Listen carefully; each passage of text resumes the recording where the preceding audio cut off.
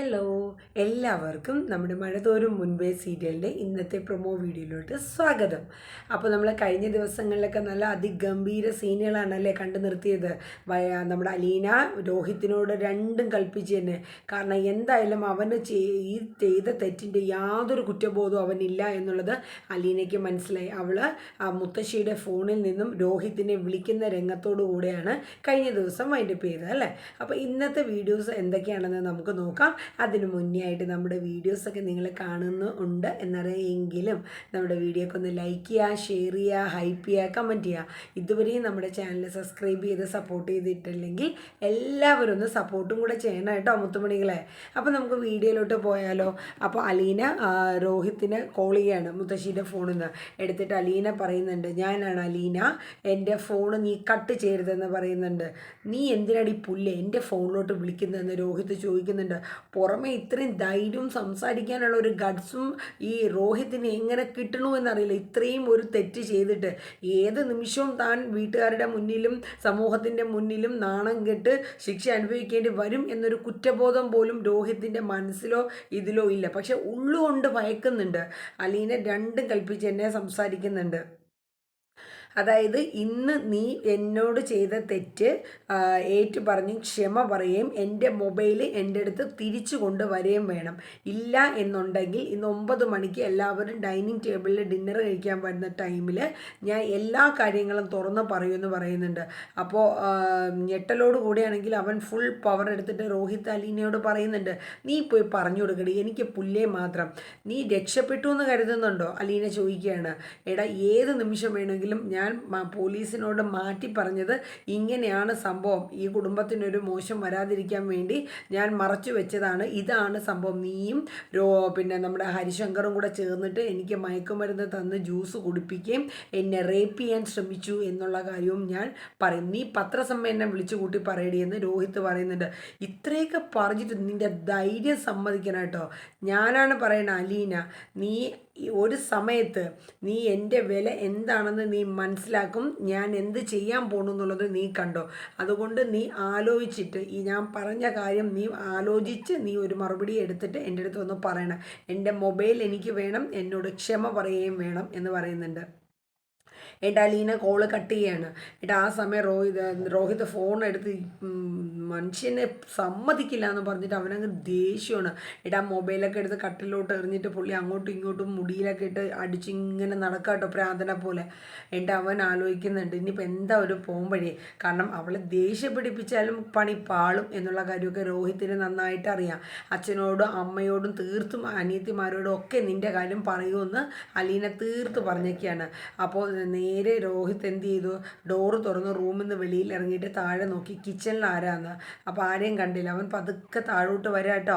എൻ്റെ നേരെ കിച്ചണിലോട്ട് നോക്കിയപ്പോൾ അലീന അവിടെ നിൽക്കണം. അപ്പോൾ അലീന നേരെ ഫേസ് ചെയ്യുന്നതും രോഹിത്തിനെയാണ്. എൻ്റെ രോഹിത്ത് അടുത്തോട്ട് ചെല്ലും പറയും, നിൻ്റെ അടുത്ത് ഒരു കാര്യം പറയാനാണ്. നിൻ്റെ മൊബൈൽ എൻ്റെ കയ്യിലില്ല എന്നുള്ള കാര്യം എനിക്കറിയാം. അത് എന്ത് ചെയ്യുന്നു ചോദിക്കും. അത് നമ്മുടെ ഹരി എടുത്തുകൊണ്ട് പോയായിരുന്നു, അന്ന് ഡൈനിങ് ടേബിളിൽ ഇരിക്കുന്നുണ്ടായിരുന്നു. എനിക്ക് എൻ്റെ ഫോണ് വേണം എന്ന് പറയുമ്പോൾ രോഹിത്ത് പറയുന്നുണ്ട് അത് അവൻ പേടിച്ചിട്ട് അതൊരു കായലിലോട്ടെടുത്ത് വലിച്ചെറിഞ്ഞു എന്ന് പറയുന്ന. അത് കേട്ടതും അലീന ഷോക്ക്ഡ് ആവാണ്. കാര്യം എന്ന് വെച്ചാൽ അതിൻ്റെ വില നിനക്കറിയാവോ? ഞാൻ ഒരു നിധി പോലെയാണ് എൻ്റെ ആ മൊബൈൽ ഞാൻ കൊണ്ടു നടന്നത്, നിനക്ക് അതിൻ്റെ വില അറിയില്ല രോഹിത്തെ എന്ന് പറഞ്ഞിട്ട് അലീന ഒരുപാട് സങ്കടപ്പെടാണ്. അപ്പോൾ രോഹിത്ത് പറയുന്നുണ്ട് അതുപോലെ ഒരെണ്ണം ഞാൻ മേടിച്ച് തന്നാൽ പോരെ.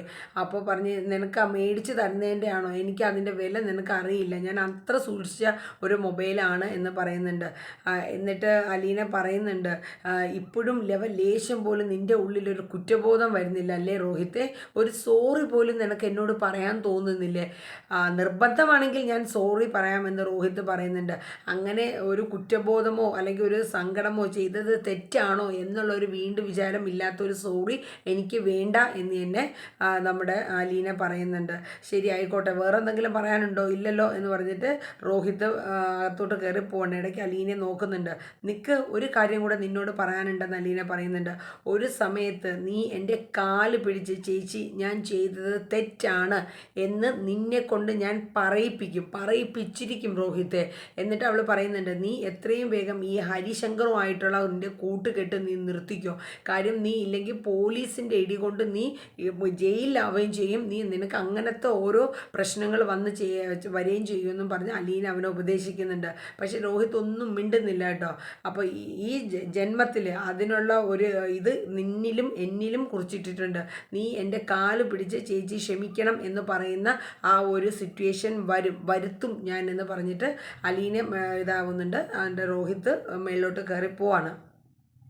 അടുത്ത ദിവസം പിന്നെ രാവിലെ കാണിക്കുകയാണ് കേട്ടോ. നമ്മുടെ മനുശങ്കർ ഒരു കാറിൽ വന്ന് നേരെ അലീനയെ കാണാൻ വേണ്ടി വരികയാണ്. അപ്പോൾ നമ്മുടെ ബബിതയും നമ്മുടെ കൃഷ്ണജ കുട്ടിയൊക്കെ സ്കൂളിലും കോളേജിലും പോകാൻ വേണ്ടി ടാറ്റയൊക്കെ പറഞ്ഞ് മനുവിന് ടാറ്റയൊക്കെ കൊടുത്തിട്ട് അവരങ്ങ് പോവാണ്. എൻ്റെ മനു അകത്തോട്ട് കയറി വരുന്ന സമയത്ത് അങ്കിൾ ഇരിക്കണം. അങ്കിൾ ഗുഡ് മോർണിംഗ് എന്നൊക്കെ പറഞ്ഞിട്ട് ബാലേന്ദ്രന് ഗുഡ് മോർണിംഗ് കൊടുത്ത് കയറാണ്. ആ സമയത്താണ് നമ്മുടെ രോഹിത് മേളിൽ നിന്ന് ഇറങ്ങി വരികയാണ്. നേരെ ചെന്ന് പെടുന്നത് മനുവിൻ്റെ മുമ്പിലാണ്. എൻ്റെ മനു അവനൊരു തുറിച്ച് നോട്ടം നോക്കുന്നുണ്ട്. അപ്പോൾ ഇതൊക്കെ ദൂരെ നിന്ന് നമ്മുടെ ബാലചന്ദ്രൻ നോക്കുന്നുണ്ട്. എന്താണ് മനു ഇങ്ങനെ നോക്കണത് രോഹിത്തിനെ? അപ്പോൾ രോഹിത്ത് താഴോട്ട് പതിയെ ഇറങ്ങി വരികയാണ്. മനുവിനെ കണ്ടതിൻ്റെ ഒരു എന്താണ് താൻ ചെയ്ത തെറ്ററിഞ്ഞ് വെച്ചിട്ട് മനുവേട്ടൻ വന്നേക്കുന്നു എന്നുള്ളത് അറിയാം. ഒരു പരിങ്ങലും പേടിയും ഭയത്തോടും കൂടി നമ്മുടെ രോഹിത്ത് പതുക്കെ ഇറങ്ങി വരാണ്. അപ്പോൾ ആ സമയത്ത് അടുത്തെത്തുമ്പോൾ നമ്മുടെ മനു ഒരു മിനിറ്റോളം ഇങ്ങനെ അവനെ നോക്കി പേടിപ്പിക്കുകയാണ്. അവൻ്റെ ദേഷ്യം മൊത്തം മനു രോഹിത്തിൻ്റെ അടുത്ത് ആ നോട്ടത്തിലൂടെ കൊടുക്കുകയാണ്.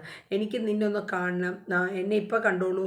അപ്പോൾ പറയും ഇങ്ങനെയല്ല, നിന്നെ വിശദമായിട്ട് എനിക്കൊന്ന് കാണണമെന്ന് മനു പറയുന്നുണ്ട്. എനിക്ക് കോളേജിൽ പോകണമെന്ന് പറഞ്ഞിട്ട് അവൻ അവിടെ നിന്ന് പതുക്കെ എസ്കേപ്പ് ആവുക കേട്ടോ.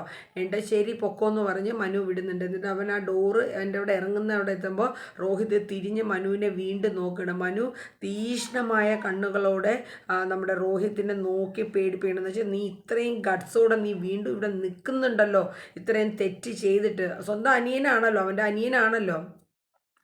അപ്പോൾ അവൻ അറിഞ്ഞൂടാത്തതുകൊണ്ടല്ല, പിന്നെ അച്ഛൻ്റെയും അമ്മയുടെയും കൂടപ്പുറപ്പുകളുടെയും മുന്നിൽ നാണം കിടണ്ടെന്ന് കരുതിയിട്ട് അവൻ സൈലൻ്റ് ആയതാണ് മനു. അങ്ങനെ അവൻ പോവാണ്, കോളേജിലേക്ക് പോവാണ്. അപ്പോൾ അത് കഴിഞ്ഞിട്ട് നമ്മുടെ ബാലചന്ദ്രൻ മനുവിനോട് ചോദിക്കുകയാണ്, എന്താണ് മനു, എന്തെങ്കിലും പ്രശ്നമുണ്ടോ? ഇല്ലെങ്കിൽ അവൻ എന്നോടൊരു റെസ്പെക്റ്റ് ഇല്ലയെന്ന് എനിക്ക് തോന്നി. ഞാൻ പൊട്ടനൊന്നും അല്ല കേട്ടോ, ഞാൻ പലതും കാണുന്നുമുണ്ട് കേൾക്കുന്നുണ്ട് എന്ന് പറയുന്ന സമയത്താണ് നമ്മുടെ വൈജയന്തി റെഡിയായി ബാങ്കിൽ പോകാൻ വേണ്ടി വരികയാണ്. ആൻറ്റി പോവാണോ? എനിക്ക് ബാങ്കിൽ പോകണം. എന്താണ് മനു ഈ വഴിയൊക്കെ എന്ന് പറയുന്നുണ്ട്. അലീന എനിക്ക് ചായ കിട്ടിയില്ലല്ലോ എന്ന് അവിടെ നിന്നുകൊണ്ട് വൈജയന്തി പറയുന്നുണ്ട്. അതേ കൊണ്ടുവരുന്നു മേഡം എന്നും പറഞ്ഞ് അലീന ചായ കൊടുക്കുന്നു. അപ്പോൾ മനുവിനെ കണ്ടപ്പോൾ മനുവേട്ട എപ്പോഴാണ് വന്ന് ചായ എടുക്കട്ടെ എന്ന് ചോദിക്കുന്നു. അപ്പോൾ വൈജയന്തി അവിടെ വെച്ചിട്ട് അലീനയ്ക്ക് വഴക്ക് കൊടുക്കുകയാണ്. നിന്നോട് ഞാൻ പറഞ്ഞിട്ടില്ല മനുവിനെ സാറൊന്ന് വിളിക്കണമെന്ന്, നീ എന്തിനാ മനു ഏട്ടാന്ന് വിളിക്കുന്നത്, എന്നെ എടുത്തു വളർത്തിയതാണോ? അപ്പോൾ മനു വന്നിട്ട് പറയും, ഞാൻ തന്നെയാണ് അവളുടെ അടുത്ത് മനുവേട്ടാന്ന് എന്നെ വിളിച്ചാൽ മതി എന്ന് പറയുന്നതെന്ന് പറഞ്ഞ് മനു പറയുന്നുണ്ട്.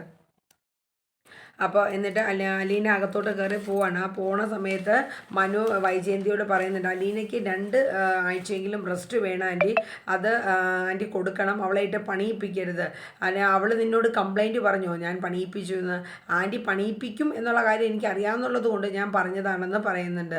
നിനക്കെന്താണ് ഇവളോട് ഇത്രയും അടുപ്പം എന്ന് വൈജയന്തി മനുവിനോട് ചോദിക്കുന്നത്. ഞാനാണ് അവളുടെ കെയർ ടേക്കർ, ഞാനാണ് അവളുടെ ഹോസ്പിറ്റലിലും മറ്റു കാര്യങ്ങളിലും ബൈസ്റ്റാൻഡറായിട്ട് നിന്നതും എല്ലാ ഉത്തരവാദിത്വം എനിക്കാണ്. അപ്പോൾ അവൾക്കൊരു പ്രയാസം വന്നാൽ ഞാൻ വേണ്ടേ എന്നിങ്ങനെ മനു ചോദിക്കുന്നുണ്ട്.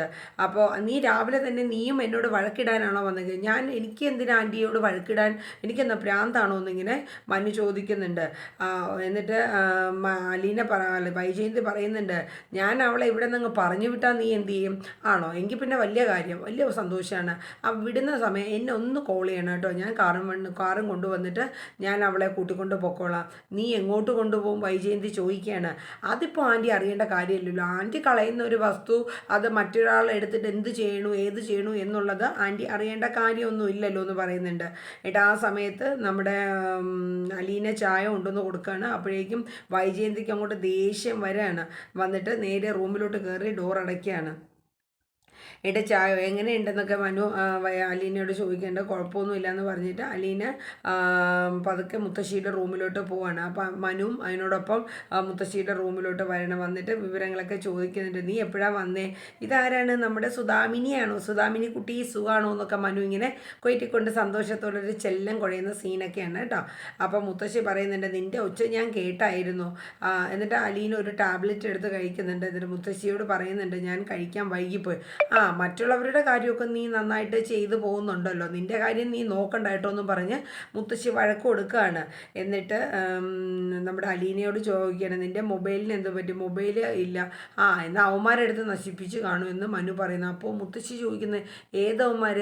അവന്മാരെന്ന് വെച്ചാൽ ഇവിടെ ശത്രുതയുള്ളവരാരും എടുത്ത് ആ ഫോൺ അവൾ ആശുപത്രിയിലായിരുന്നപ്പോൾ കളഞ്ഞിട്ടുണ്ടാകുമെന്നാണ് മുത്തശ്ശി ഞാൻ ഉദ്ദേശിച്ചതെന്ന് പറഞ്ഞിട്ട് അലീന കണ്ണുകൊണ്ട് കാണിക്കുന്നുണ്ട്. മുത്തശ്ശിയുടെ അടുത്തൊന്നും പറയല്ലേ, പേടിച്ച് ഇങ്ങനെ പറയുകയാണ്. ഇല്ല എന്ന് പറഞ്ഞിട്ട് പിന്നെ മനു കുറേ നേരം അവിടെയൊക്കെ നിന്ന് സംസാരിച്ചിട്ട് പറയുന്നുണ്ട്, മുത്തശ്ശി പറയുന്നുണ്ട്, മനു നീ മേടിച്ച് തന്ന മൊബൈലിൽ എനിക്ക് ഉപയോഗിക്കാൻ കൂടി അറിഞ്ഞൂടാ, അത് അലീനയ്ക്ക് കൊടുത്തോളൂ, ഞാൻ അവളോട് പറഞ്ഞാണല്ലോ. അപ്പം മനു ചോദിക്കുന്നുണ്ട്, അത് മതിയോ? അത് മതി മനു കേട്ടോ എന്ന് പറയുന്നുണ്ട്. ശരി, ഞാൻ വിളിക്കുമ്പോഴൊക്കെ ഒന്ന് എടുത്തേക്കണം കേട്ടോ. അപ്പോൾ എന്നിട്ട് മുത്തശ്ശിയോട് നമ്മുടെ മനു പറയുന്നുണ്ട്, വൈജയന്തി മേഡം എന്തായാലും അലീനെ ഇവിടെ നിന്ന് പറഞ്ഞു വിടാനായിട്ടുള്ള തയ്യാറെടുപ്പൊക്കെയാണ്. അപ്പോൾ ഞാൻ പറഞ്ഞു, മുത്തശ്ശി അങ്ങനെ വിടുകയാണെങ്കിൽ ഇങ്ങനെ പറഞ്ഞേരെ, ഞാൻ അവളെ കൊണ്ടുപോയിക്കോളാം, കൂട്ടിക്കൊണ്ട് പൊക്കോളാം എന്ന് പറഞ്ഞു. എന്താണ് മുത്തശ്ശിയുടെ മോക്ക് ഇത്ര കുഴപ്പം? അവൾക്കൊരു സൂക്കേട്, ആ സൂക്കേട് ഞാൻ എന്തായാലും പറയണില്ല മുത്തശ്ശി എന്ന് മനു പറയുന്നുണ്ട്. കാര്യം അതിവിടെ പറയാൻ കൊള്ളില്ല. അപ്പോൾ തന്നെ മുത്തശ്ശി പറയുന്നത്, ആ സൂക്കേടിൻ്റെ പേരാണ് കൃമിയടി, അത് തന്നെ, അല്ലാണ്ട് വേറൊന്നുമില്ല. അപ്പോൾ മനു നമ്മുടെ അലീനയെ കുട്ടിയും കൂടെ ചിരിക്കുകയാണ് മുത്തശ്ശിയുടെ വർത്തമാനം കേട്ടിട്ട്.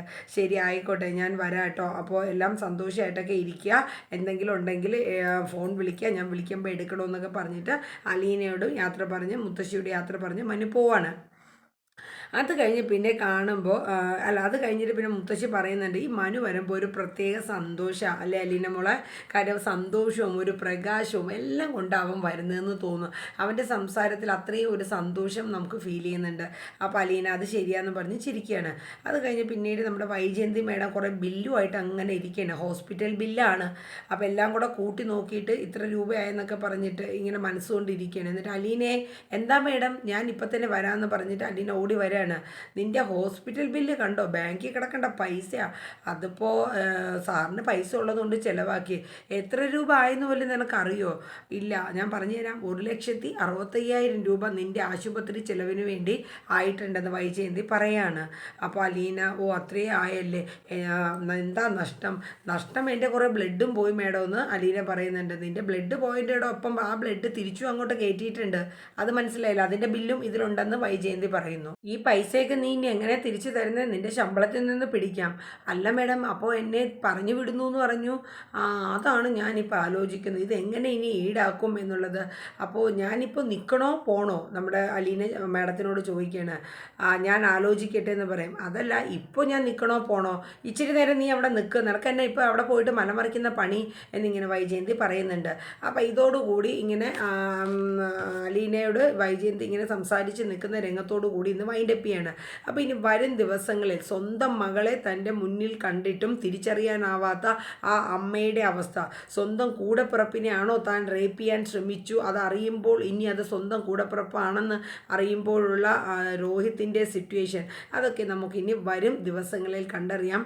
അലീനയ്ക്ക് ഇവിടെ നിന്ന് ഇറങ്ങേണ്ടി വരുമോ, താങ്ങായി മനു ഉണ്ടാകുമോ, ഇതെല്ലാം നമുക്ക് വരും എപ്പിസോഡുകളിലൂടെ നമുക്ക് നോക്കാം. അപ്പോൾ എല്ലാവർക്കും നമ്മുടെ വീഡിയോ പ്രൊമോ ഇഷ്ടമായി കാണുമെന്ന് കരുതുന്നു. എല്ലാവരും ലൈക്ക് ചെയ്തതും സപ്പോർട്ട് ചെയ്തതും സബ് ചെയ്തതും നമ്മുടെ ചാനലൊന്ന് അപ്പാക്കി തരാം കേട്ടോ.